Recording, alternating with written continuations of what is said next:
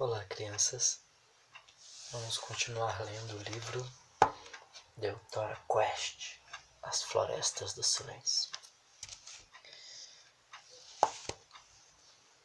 O livro é dividido em duas partes.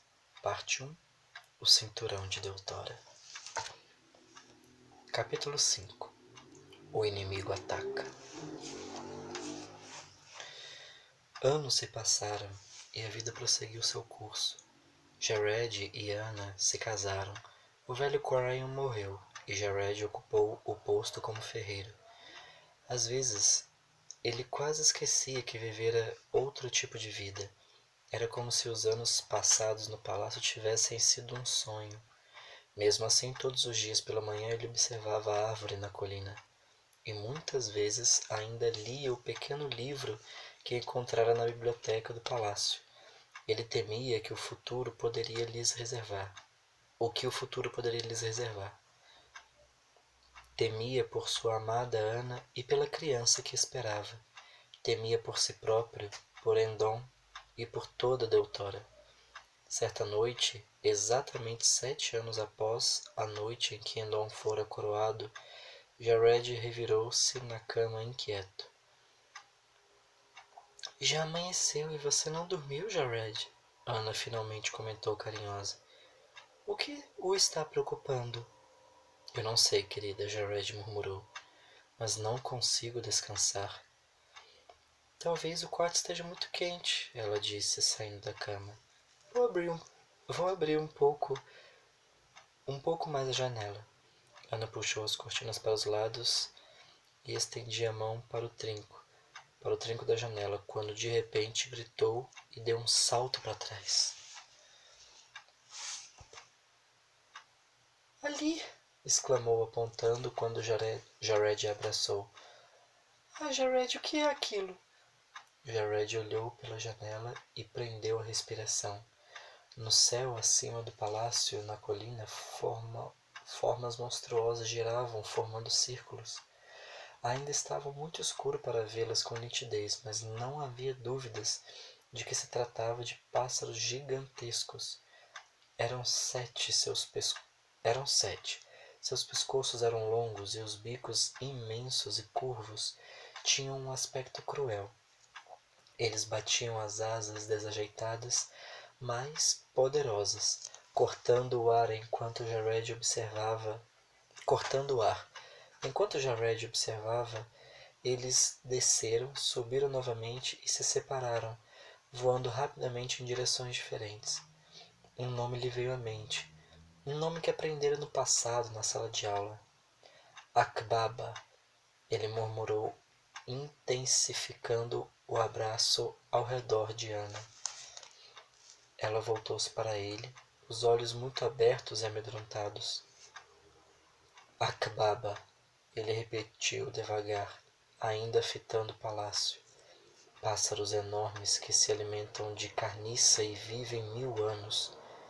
7 deles servem ao Senhor das Sombras. Por que eles estão aqui? Ana sussurrou.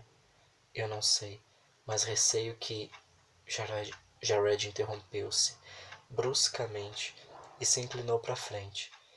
Ele vira algo faiscando aos primeiros tênues raios de sol. Por um momento não conseguiu se mover. Então, ele se voltou para Ana, o rosto pálido e sombrio. A flecha de Endon está na árvore, ele contou. O chamado veio. Momentos depois, Jared estava vestido e saiu correndo da casa dos fundos da ferraria. Ele subiu rapidamente a colina em direção ao palácio e os pensamentos agitados. Como conseguira contatar Endon?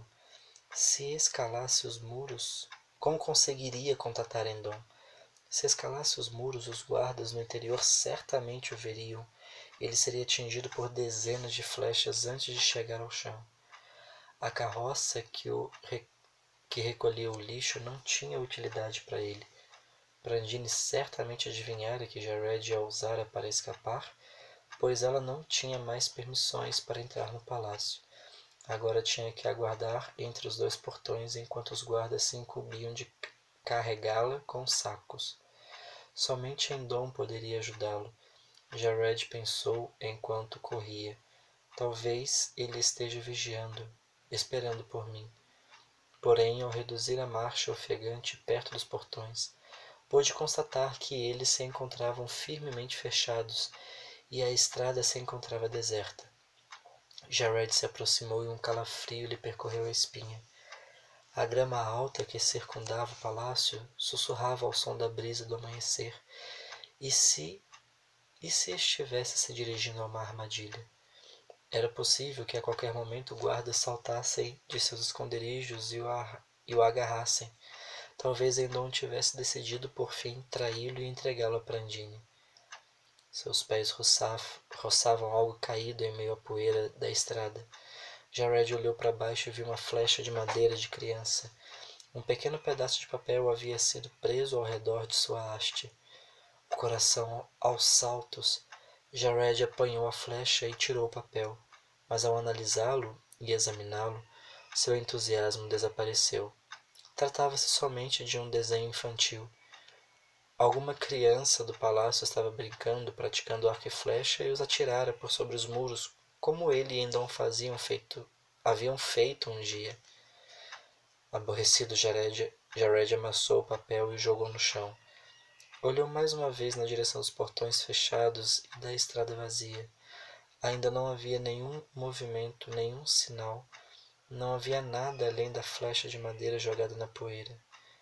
A pequena bola de papel afastava-se dele devagar, impulsionada pela brisa. Ele a fitou e os versos tolos lhe voltaram à mente. Estranho, ele pensou em vão. Os versos quase pareciam uma série de instruções. Instruções que uma criança pequena podia recitar e lembrar. Bom, crianças, vamos ver que papel era esse. Era esse daqui, ó. Conseguem ver? Eu vou deixar esse papel aqui enquanto leio toda a narração, para vocês poderem acompanhar tudo isso que está neste pequeno papel, tá bom? Jared teve uma ideia. Correu atrás do papel e apanhou-o novamente. Alisou e examinou com atenção, dessa vez notando dois fatos que lhe passaram despercebidos antes. O papel estava amarelado pelo tempo, e a letra, embora infantil, lhe era estranhamente familiar. Endon escrevia dessa maneira quando era pequeno, e lembrou intrigado, e fora Endon que fizera o desenho também, tinha certeza. De repente percebeu o que devia ter acontecido. Endon tinha pouco tempo, no entanto queria enviar uma mensagem a Jared. Assim ele apanhou um de seus antigos desenhos infantis e atirou por sobre o muro, e usara a flecha de madeira com que brincava quando criança, para que os guardas não desconfiassem, caso a vissem na estrada. Se Jared tivesse certo, Endon não tinha escolhido um desenho qualquer. Aquele tinha um significado especial para ele. Por que outro motivo o teria guardado? Vejam, agora começa a parte mais legal. Olha a primeira frase. Desperte o urso e siga sem medo seu curso. Jared não esperou mais. Com o papel amassado na mão, saiu da estrada e se dirigiu à esquerda, acompanhando o muro. A estrada não podia mais ser vista quando ele encontrou o que procurava. Apesar de coberta por grama alta e oculta por alguns arbustos esparsos, o contorno de uma imensa rocha estava nítido e ela realmente parecia um animal adormecido. Vejam. Jared abriu caminho entre a vegetação rasteira até a rocha.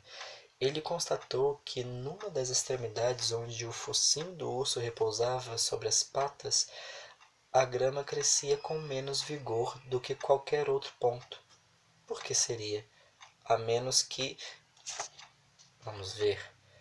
Hora de acordar, velho urso, Jared resmungou em voz alta. Ele correu até a rocha, pôs-se de joelhos e começou a puxar a grama fraca. Ela se soltou com facilidade à medida que remexia a terra debaixo dela. Jared constatou, com uma onda de alívio, que estava certo. Ali havia apenas uma fina camada de solo. Logo abaixo encontrava-se uma grande placa redonda de metal. Foram precisos somente alguns instantes para que suas mãos fortes expusessem a placa completamente e a puxassem para o lado. Um buraco escuro apareceu. Suas paredes eram revestidas de pedra e, surpreso, Jared percebeu que encontrara a estrada de um túnel. Vamos continuar aqui o poema. Veja. Corra, ratinho, entre em sua toca rapidinho. Ele sabia o que devia fazer. Deitou-se de bruços e rastejou para dentro do buraco, apoiado nos cotovelos, até que o espaço aumentou e sua tarefa ficou mais fácil. Então o rato entrou em sua toca, pensou. Ele pensou sério, enquanto avançava pela escuridão.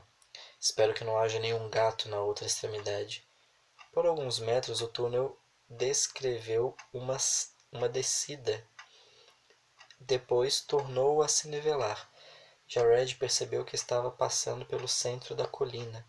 O ar estava parado, as paredes ao seu redor eram feitas de velhas pedras e a escuridão era total.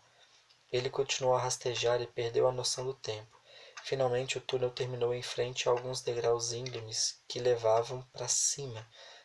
O coração de Jared batia forte e ele começou a subir cegamente.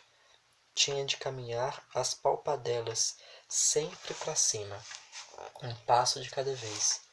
Então, sem aviso, ele bateu o alto da cabeça em uma pedra. Assustado, constatou que o caminho à sua frente se encontrava bloqueado. Não podia seguir adiante. O pânico o invadiu. Aquilo seria mesmo uma armadilha?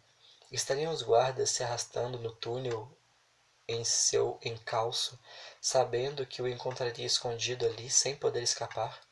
Então, em meio à confusão de seus pensamentos, se lembrou. Veja. Erga a tampa e veja que sorte por ter escapado da morte. O pânico desapareceu. Jared estendeu os braços, empurrou com firmeza e sentiu a pedra acima de sua cabeça se mover. Empurrou com mais força, cambaleou e quase caiu, quando com um rangido a pedra se moveu sem esforço para o lado. Ele subiu os degraus, deixando a escuridão, para encontrar uma luz fraca e bruxuelante. Quem é você? Bradou uma voz grave e zangada. Um vulto alto e indistinto surgiu à frente dele. Jared o fitou, piscando. Depois de tanto tempo na escuridão, seus olhos lacrimejavam, ofuscados pela luz. Meu nome é Jared, ele gritou. Afaste-se! Ele se levantou com esforço, procurando a espada às cegas. Então, de repente, com um farfalhar de seda e um ruído de ornamentos de ouro, o vulto caiu de joelhos aos seus pés. Ah, Jared, como pude não reconhecê-lo? A voz gritou. Em nome de nossa velha amizade, eu lhe imploro que perdoe o que houve no passado. Você é a única pessoa em quem posso confiar. Por favor, nos ajude. E somente então Jared se deu conta de que o homem aos seus pés era o rei Endon. Bom, concluímos o capítulo 5. Espero que tenham gostado. E se vocês, como eu, estão ansiosos pelo capítulo 6, compartilhem esse vídeo com seus amigos e até o próximo capítulo. Tchau, crianças.